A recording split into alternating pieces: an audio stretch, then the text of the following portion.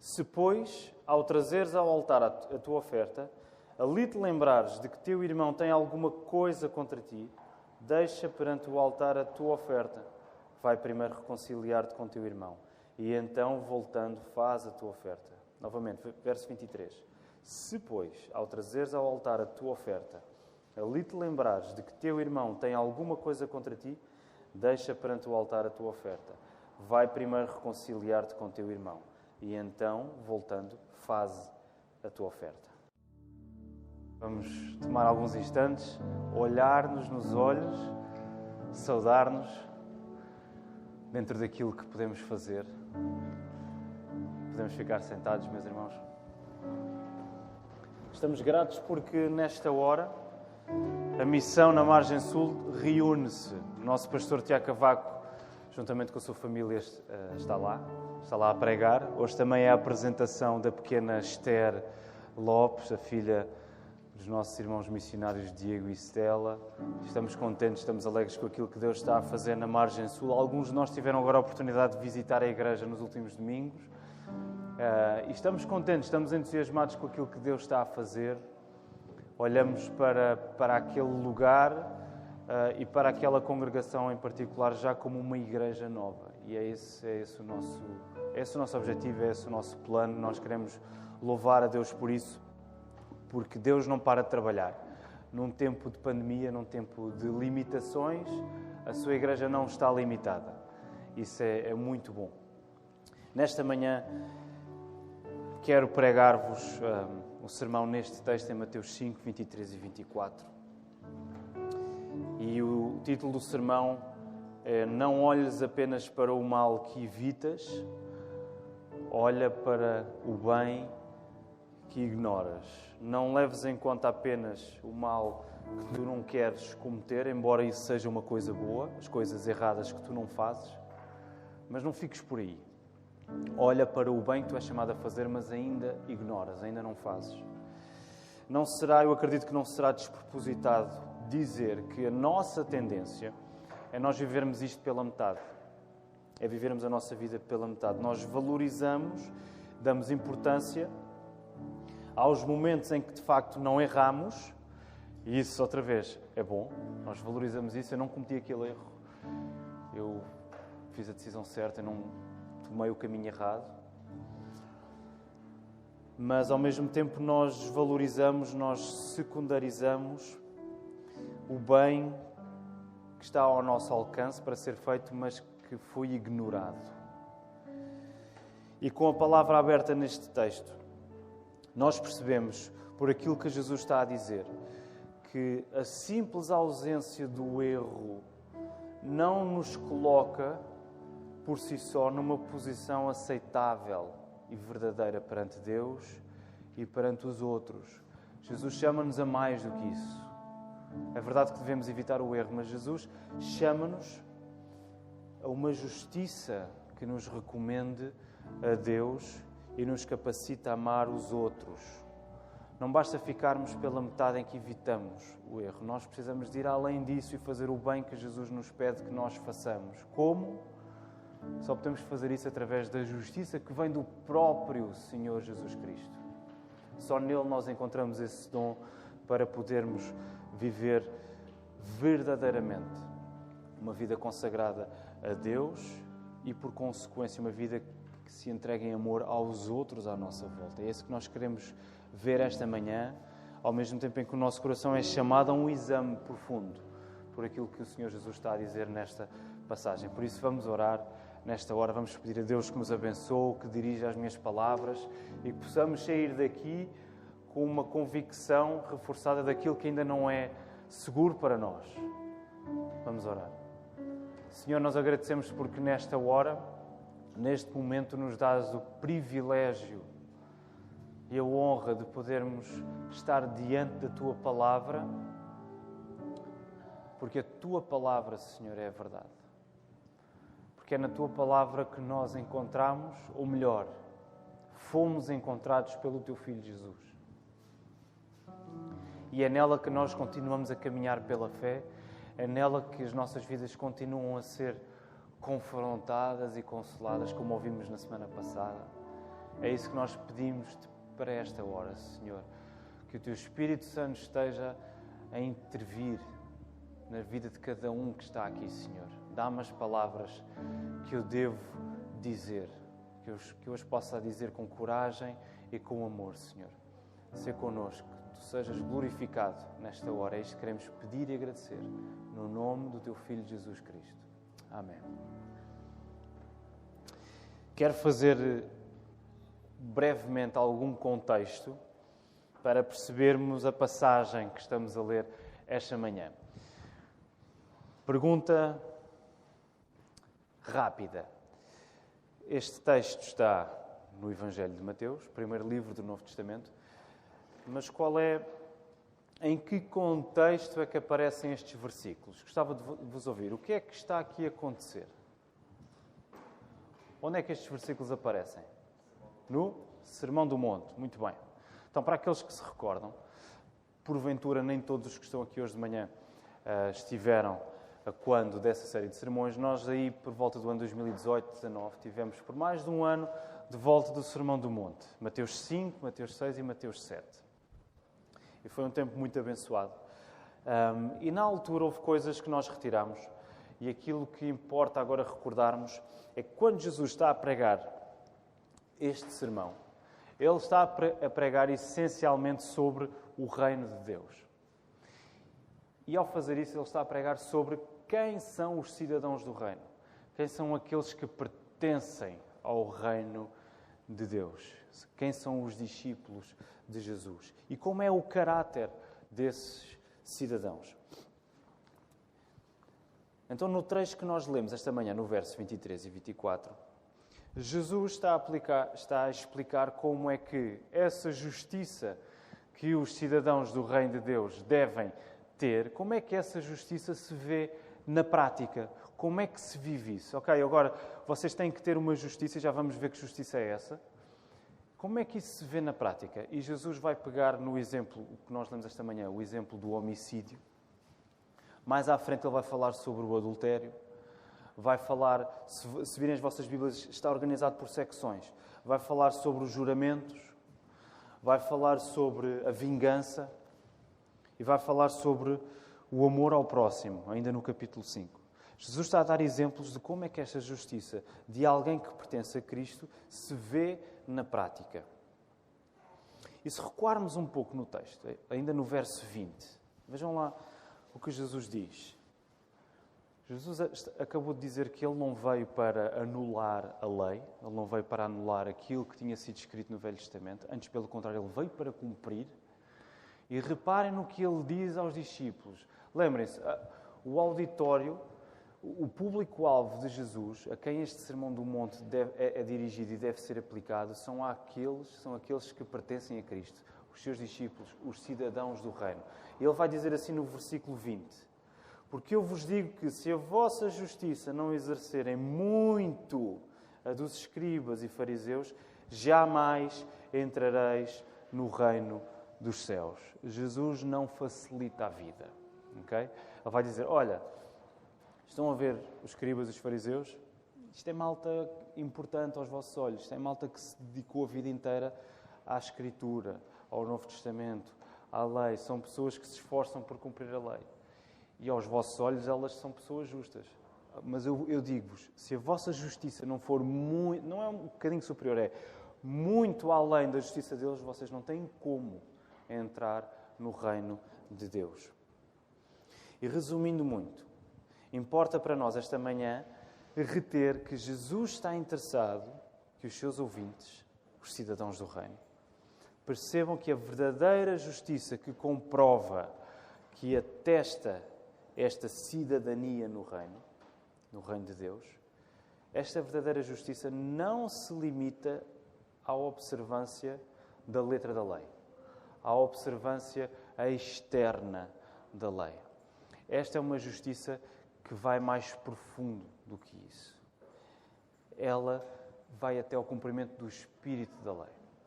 O que Jesus está a dizer é que, a justiça que vem do alto e habita naqueles que pertencem a Cristo, atesta-se no cumprimento exterior que a lei prevê, claro que sim, atesta-se naquilo que nós fazemos que é visível, que é físico, que os outros podem avaliar, claro que sim, não estamos a negar isso. Mas essa justiça começa por ser cumprida no interior, na atitude do coração.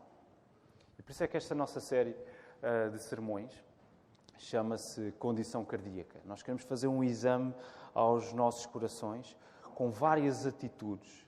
E hoje é o quinto domingo da nossa série e é a quarta atitude que estamos a estudar. A atitude de hoje é desimpedir relacionamentos. E coloca-nos numa posição em que somos chamados a avaliar de que modo é que eu tenho impedido ou desimpedido os relacionamentos com os outros à minha volta e, em particular, com os meus irmãos na igreja. De que modo é que o meu irmão pode ter alguma coisa contra mim e eu ainda não fiz nada em relação a isso? Ou até mesmo eu ter alguma coisa contra alguém e eu ainda não fiz nada para resolver esse problema. Então Jesus está preocupado em dizer, olha, a vossa justiça deve ser superior, porque ela não deve ser só vista nos aspectos exteriores que a lei prescreve, mas ela deve ir até aonde o pecado vai começar, que é no vosso coração. E por isso, nos versos 21 e 22, Jesus explica o que significa não matarmos alguém. Ele diz assim, versos 21 e 22, ouviste o que foi dito aos antigos, não matarás. Está a invocar o 6º mandamento, lá em Êxodo 20. Não matarás. E quem matar estará sujeito a julgamento. Eu, porém, vos digo que todo aquele que sem motivo se irar contra o seu irmão estará sujeito a julgamento. E quem proferir um insulto ao seu irmão estará sujeito a julgamento do tribunal. E quem lhe chamar tolo estará sujeito ao inferno de fogo. Jesus, mais uma vez, ele não está a rejeitar a lei do Velho Testamento. Ele não está a rejeitar, neste caso em particular, os 10 mandamentos. Jesus está a pegar naquilo que os judeus já conheciam, a Tora, a lei, e ele está a interpretá-la da maneira como eles deviam interpretá-la. Ele está a dizer, olha, não é pelo simples facto de vocês nunca terem tirado a vida a alguém fisicamente que vocês nunca quebraram esse mandamento. Sabem como é que eu sei que vocês já quebraram esse mandamento? Porque a partir do momento em que vocês dão espaço no vosso coração para se irarem contra um irmão, para terem maus pensamentos, para verbalizarem coisas ofensivas em relação a alguém, vocês já quebraram esse mandamento. Vocês já mataram essa pessoa no vosso coração. E para o judeu comum, isto não era muito normal. Para o judeu comum do tempo de Jesus, e em particular os escribas e os fariseus que tinham muito contacto com as Sagradas Escrituras, com o texto sagrado, o cumprimento da lei estava assegurado desde que, lá está, a letra da lei fosse assegurada, desde que os aspectos externos fossem assegurados, desde que, neste caso, eles não matassem ninguém. Eles estavam a assegurar que cumpriam aquele mandamento. Não se dava muita importância ao que o coração pensava e sentia. Este exame pessoal não estava muito em causa, não entrava na equação, quando o que estava em causa era perceber se eles tinham cumprido a lei ou não. Desde que eles não tivessem levantado a mão para bater em ninguém, desde que eles não tivessem cortado a goela de ninguém, eles não tinham quebrado o mandamento. E o que Jesus vem dizer é, esqueçam isso. Vocês podem não ter feito o pior que podiam fazer, mas no vosso coração isso já começou. A partir do momento em que o vosso coração se entrega a maus pensamentos em relação a outra pessoa, vocês já estão a quebrar o 6º mandamento, não matarás. E ele vai aplicar também isto em relação ao adultério, por exemplo, mais à frente. Neste sentido, nós podemos imaginar que muitos judeus se considerassem homens justos, porque eles pensavam, ok, eu nunca matei ninguém, boa, até agora estou-me a aguentar, sou justo. Já que esse exame ao coração estava ausente da equação. E Jesus vem corrigir este entendimento. Quando diz que devemos ter cuidado não apenas com o que fazemos com as mãos, mas com o que nós fazemos com o nosso coração também. Por isso não é preciso chegarmos ao ponto de tirarmos a vida a alguém para quebrarmos o 6º mandamento, como já dissemos. Basta que tenhamos pensamentos e sentimentos errados acerca dessa pessoa. E agora nós gostamos de clarificar, porque é fácil nós irmos para este texto e cairmos numa expressão que tem se tornado muito comum, sobretudo no nosso contexto evangélico, que é dizer, para Deus todos os pecados são iguais. Como se Jesus estivesse a equivaler o pecado do mau pensamento que eu tenho no meu coração em relação a alguém com o pecado de eu, de facto, assassinar alguém. Ok? Deixem-me dizer, a Bíblia nunca diz que todos os pecados são iguais. Devemos qualificar e dizer, ok, basta um ínfimo pecado. Quer tu cometas o pecado mais pequeno ou o pecado mais escabroso, isso é suficiente para que tu te afastes de Deus, para que haja já uma dívida para com Deus, para que Deus se retire de ti, porque Deus não tem comunhão com o pecado. E nesse sentido, sim, qualquer pecado serve para nós estarmos afastados de Deus, quer seja mais pequeno, quer seja maior. Mas em nenhum momento a palavra diz que todos os pecados são iguais. Aliás, se nós pensarmos até no tipo de consequências que podemos sofrer pelos pecados que cometemos, nós vamos perceber isso. A consequência de nós pensarmos alguma coisa má acerca de alguém será muito diferente da consequência de nós, de facto, matarmos alguém. Concordam comigo? Portanto, o que Jesus está a fazer não é equivaler, olha, é a mesma coisa, ok? Não é isso que Jesus está a fazer. Quando Jesus diz que já matámos uma pessoa, quando no coração lhe entregamos o nosso ódio, Ele não está a equivaler o pecado de um mau sentimento ao pecado do homicídio físico. Jesus está a mostrar que o pecado não acontece apenas quando fazemos o pior que pode ser feito. E nesse sentido os 10 mandamentos são muito úteis porque eles mostram o pior que podemos fazer.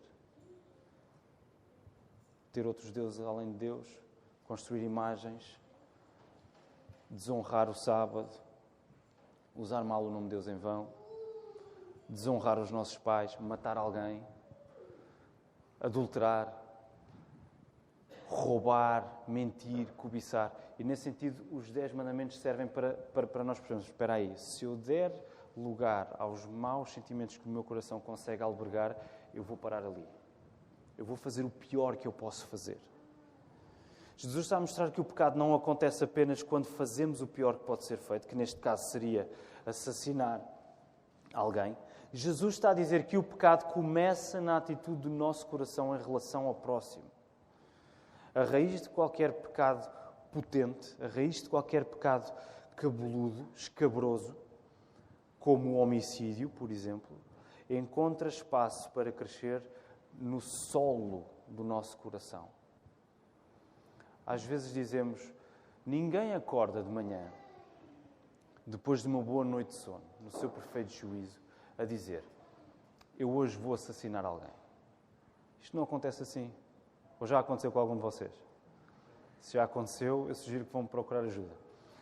Mas ninguém acorda a dizer isto. Hoje vou matar alguém. Ou hoje eu vou adulterar. Ou hoje eu vou fazer uma coisa que nunca pensei fazer.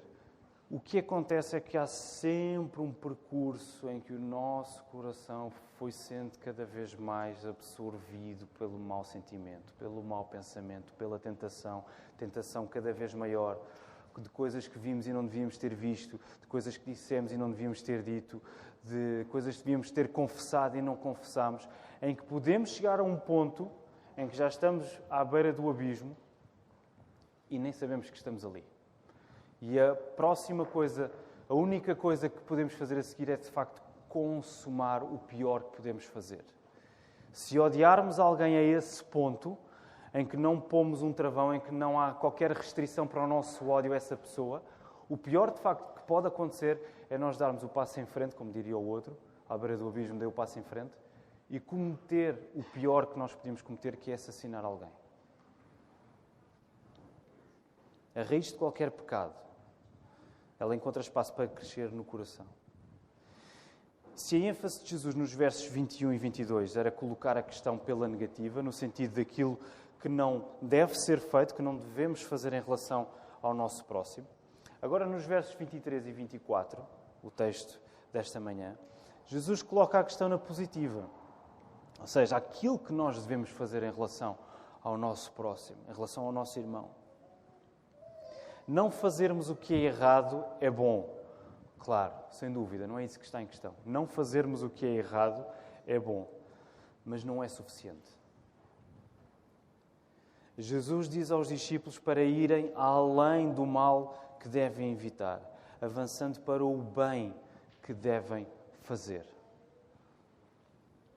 E o contexto da aplicação de Jesus, o contexto em que Jesus está a explicar isto, é o contexto de um ato público de adoração, de alguém que vai entregar o seu sacrifício para ser entregue em holocausto. Um ato de adoração pública no contexto do tempo de Jesus. E é interessante notar que Jesus, ele não vai evidenciar, ele não vai dizer, olha, tu quando fores adorar, lembra-te se tens alguma coisa contra alguém. Não, Jesus faz o contrário. Jesus diz, quando tu vais adorar, pensa, lembra-te se há alguém que tem uma coisa contra ti.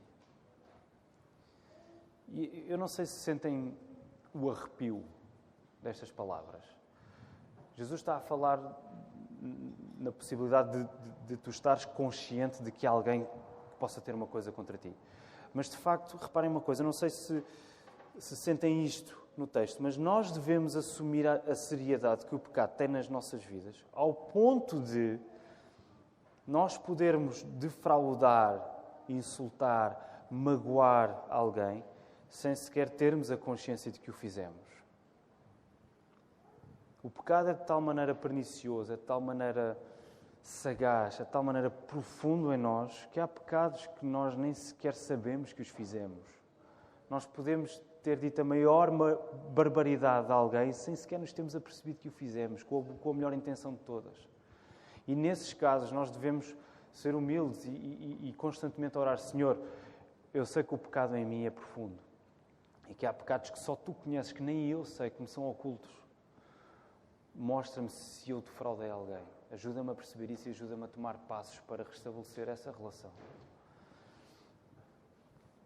Nesta aplicação, Jesus diz que o meu ato de louvor deve ser antecipado pelo correto desimpedimento de um relacionamento que eu tenha ferido.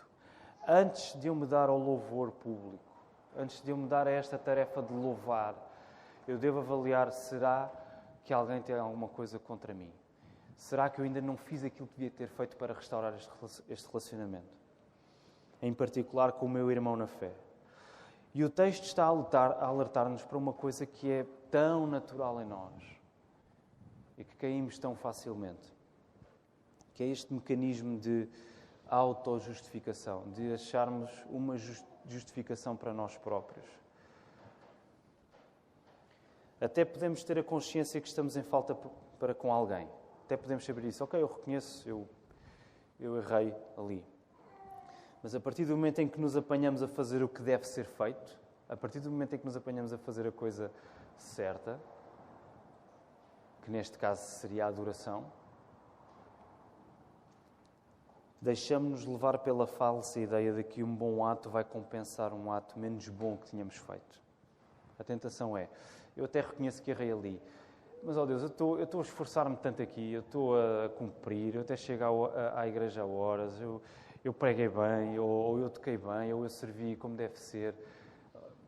Arranja lá a maneira de cobrir o meu erro para com aquela pessoa, com todo este bem que eu acabei de fazer. E esse é o esquema errado.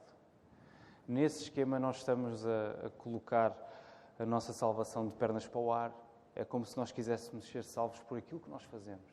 É como se nós estivéssemos agora a querer comprar o nosso perdão